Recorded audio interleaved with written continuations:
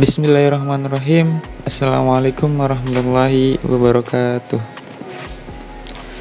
Kami dari Prodi Perbankan Syariah, Fakultas Agama Islam, Universitas Ahmad Dahlan, dalam mata kuliah Analisa Laporan Keuangan Bank Syariah kelompok 3 yang ingin menjelaskan materi tentang komponen laporan keuangan bank syariah. Sebelumnya, perkenalkan nama kelompok kami yang terdiri dari 4 anggota, yaitu yang pertama Fahmi Mar'i Mahathir, Siti Nurul Afiyah, Dinda Nabilah Amina, dan yang terakhir Tian Wikan. Oke, poin-poin yang akan kami jelaskan yaitu yang pertama laporan keuangan bank syariah, yang kedua jenis laporan keuangan syariah, yang ketiga periode laporan keuangan bank syariah, yang keempat neraca. Baik teman-teman, langsung saja materi pertama akan dijelaskan oleh rekan saya, dipersilahkan.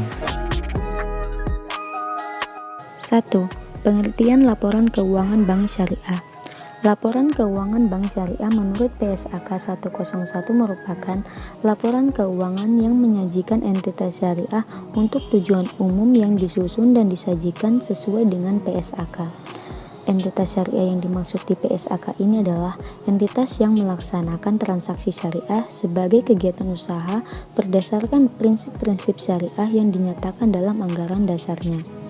Menurut Muhammad, tujuan laporan keuangan pada sektor perbankan syariah adalah untuk menyediakan informasi yang menyangkut posisi keuangan, kinerja, serta perubahan posisi keuangan, aktivitas operasi bank yang bermanfaat dalam pengambilan keputusan, sehingga dapat disimpulkan laporan keuangan sangat penting bagi perbankan syariah guna untuk menetapkan atau merubah suatu kebijakan manajemen.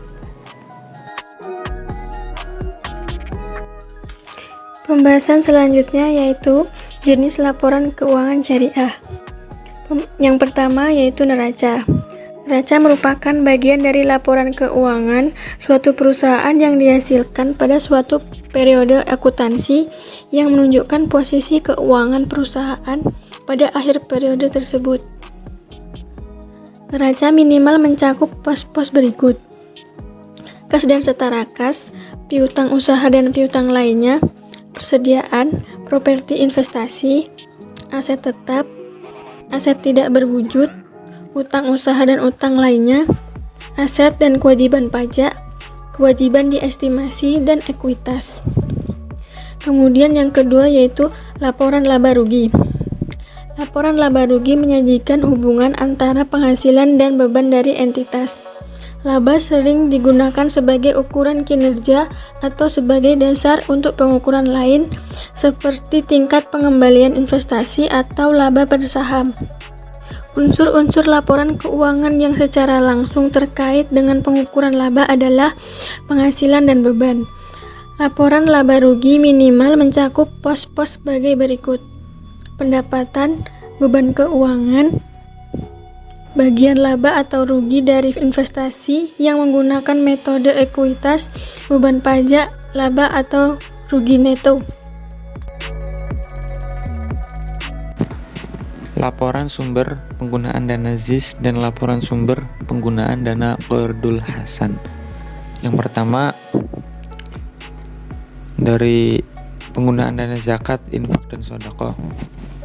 Unsur dasar sumber penggunaan dan saldo dana, sumber dari bank dan pihak lain, penggunaan penyaluran kepada yang berhak sesuai prinsip syariah. Dan yang kedua dari Qardul Hasan yaitu unsur dasar sumber penggunaan dan saldo dana, sumber dana dari bank atau dari luar bank, infak dan sedekah dari pemilik, nasabah atau pihak lainnya. Penggunaan pemberian pinjaman baru dan pengembalian dana Qardul Hasan temporer yang sediakan pihak lain. Laporan perubahan investasi terikat memisahkan dana investasi terikat berdasarkan sumber dana dan memisahkan investasi berdasarkan jenisnya. Bank Syariah menyajikan laporan perubahan dana investasi terikat sebagai komponen utama laporan keuangan yang menunjukkan saldo awal dana investasi terikat, jumlah unit investasi pada setiap jenis investasi, dan nilai per unit pada awal periode. Dana investasi yang diterima dan unit investasi yang diterbitkan Bank Syariah selama periode laporan. Penarikan atau pembelian kembali unit investasi selama periode laporan. Keuntungan atau kerugian dana investasi terikat.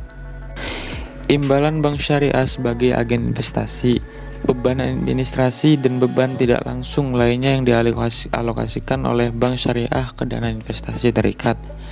Saldo akhir dana investasi terikat, dan yang terakhir jumlah unit investasi pada setiap jenis investasi dan nilai per unit pada akhir periode. Periode laporan keuangan Bank Syariah. Laporan keuangan setidaknya disajikan secara tahunan apabila tahun buku intensitas syariah berubah dan laporan keuangan tahun disajikan untuk periode yang lebih panjang atau pendek daripada periode 1 tahun. Maka, sebagai tambahan terhadap periode cakupan laporan keuangan, entitas syariah harus mengungkapkan alasan penggunaan periode laporan selain periode 1 tahunan dan fakta bahwa jumlah komparatif dalam laporan laba rugi, laporan perubahan ekuitas, laporan arus kas, laporan sumber dan penggunaan zat, laporan sumber dan penggunaan zakat, laporan sumber dan penggunaan dana kebajikan, serta catatan atas laporan keuangan yang tidak dapat diperbandingkan.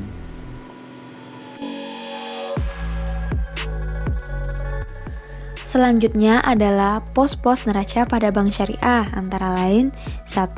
Sisi aktiva.